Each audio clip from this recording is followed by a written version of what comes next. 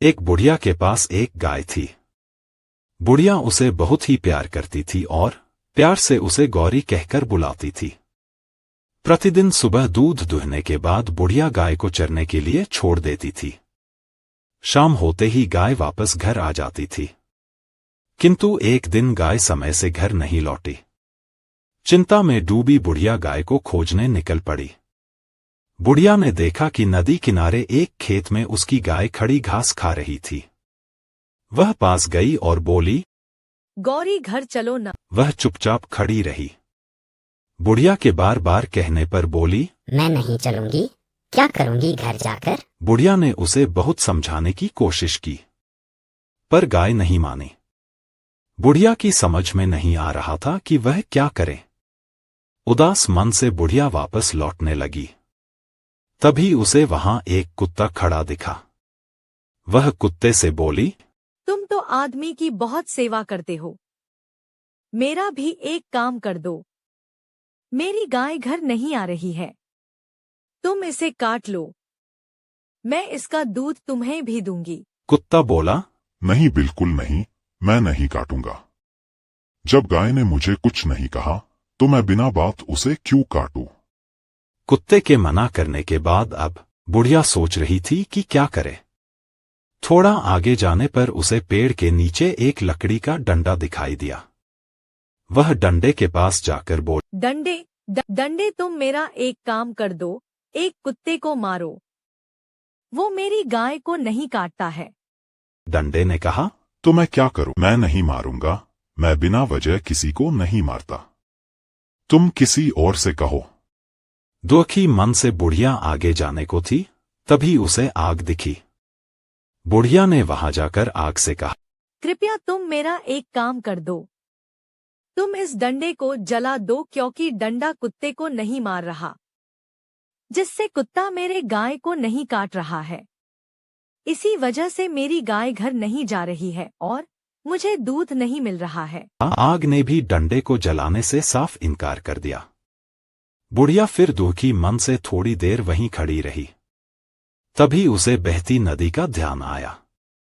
जहां गाय खड़ी थी वो वापस आई और बुढ़िया ने पानी से भी अपनी सारी बातें बताई, लेकिन उसने भी मना कर आग को बुझाने से इनकार कर दिया। बेचारी क्या करती, उसे कुछ समझ नहीं आ रहा था कि अब वो क्या करे। फिर वो आगे गई तो उसे एक बैल आता दिखा। बैल के पास आते ही बुढ़िया ने बैल को सारी बात बताई और बोली, तुम पास वाले खेत में पड़े पानी को पी जाओ, ताकि मेरी गाय घर आ सके। बैल ने भी पानी पीने से मना कर दिया। अब बुढ़िया को लगने लगा कि अब तो मेरी गाय मेरी हाथ से गई समझो। तभी बुढ़िया की नजर एक रस्सी पर पड़ी। फिर बुढ़िया फटाफट रस्सी के पास गई और रस्सी से बैल को बांधने के लिए कहा, लेकिन ये क्या, उसने भी साफ इनकार कर दिया। फिर बुढ़िया को वही घूमता एक चूहा दिखाई पड़ा। बुढ़िया के मदद मांगने पर उसने भी रस्सी को कुतरने के लिए साफ इनकार कर दिया। अब तो बुढ़िया का गुस्सा सातवें आसमान पर था। अब वो सोच रही थी कि उसे गांव वालों को ही लाना पड़ेगा, ताकि वो जबरदस्ती गाय को उसके घर ले जा सके। वो अब घर जाने का सोच ही रही थी। तभी अंत में बुढ़िया को बिल्ली मौसी दिखाई दी। बुढ़िया ने बिल्ली को अपनी सारी बातें बताई और अपनी मदद करने के लिए मनाया। बुढ़िया बोली, मेरा घर गाय का दूध बेचकर ही चलता है, अगर गाय घर नहीं गई तो मैं क्या करूंगी।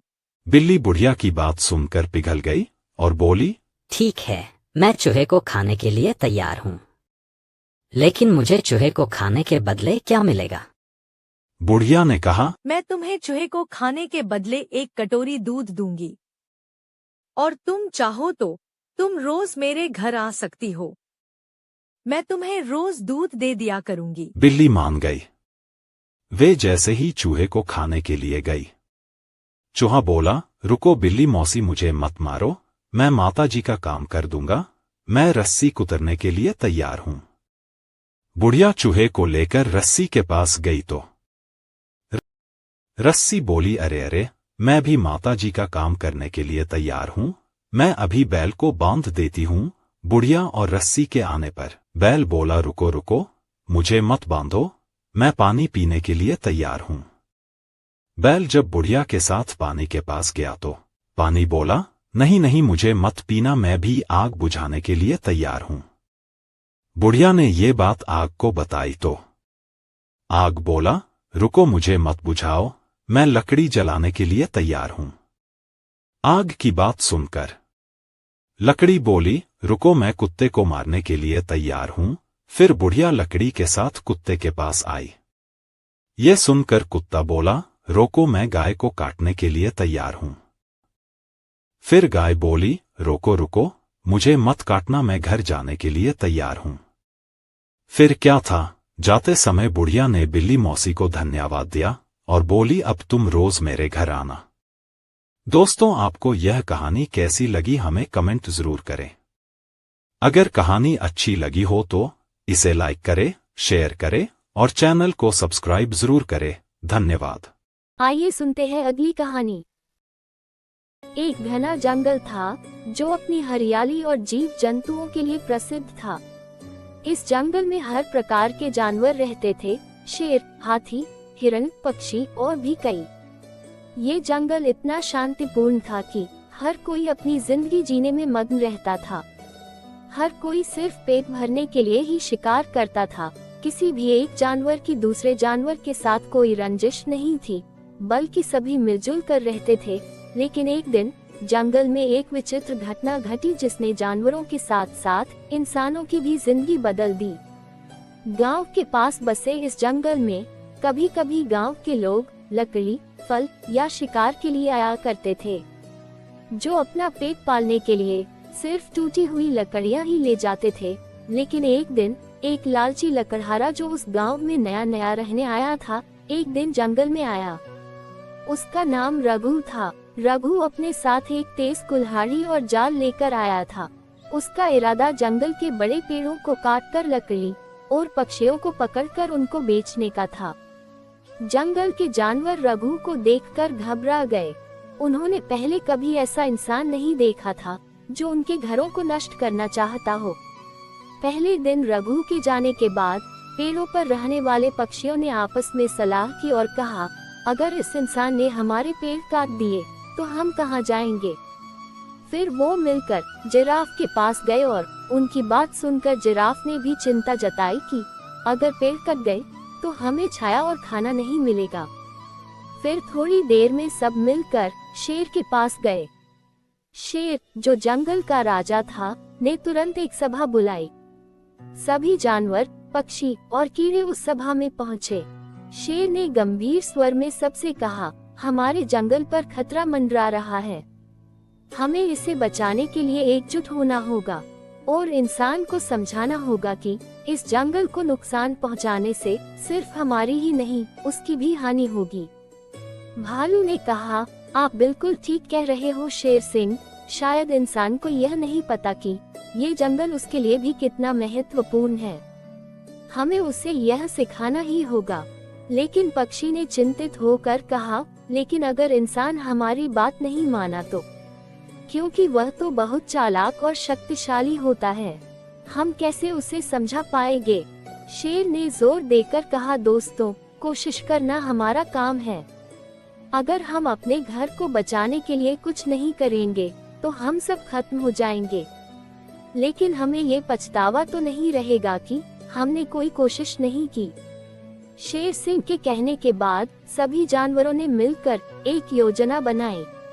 उन्होंने तय किया कि वे उस इंसान के काम में बाधा डालेंगे और उसे यह महसूस कराएंगे कि जंगल को नुकसान पहुंचाना ठीक नहीं है। अगले दिन जैसे ही रघु पेड़ काटने के लिए अपनी कुल्हाड़ी और जाल लेकर आया तो जिराफ ने उसका जाल छुपा दिया।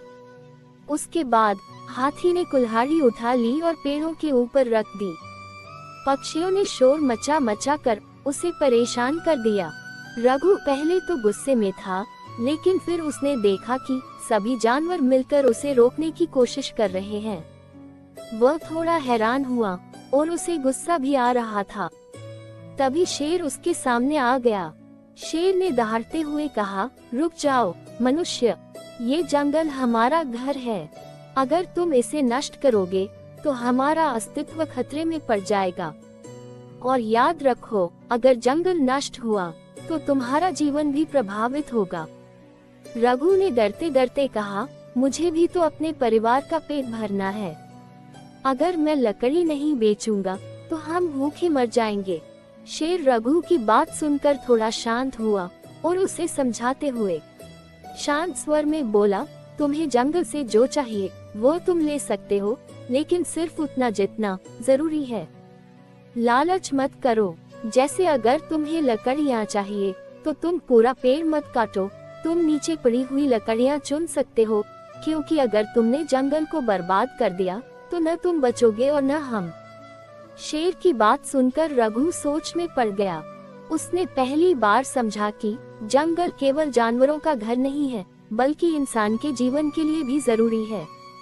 रघु ने वादा किया कि वह अब से केवल गिरे हुए पेड़ों की लकड़ी इकट्ठा करेगा और नए पेड़ों को नहीं काटेगा।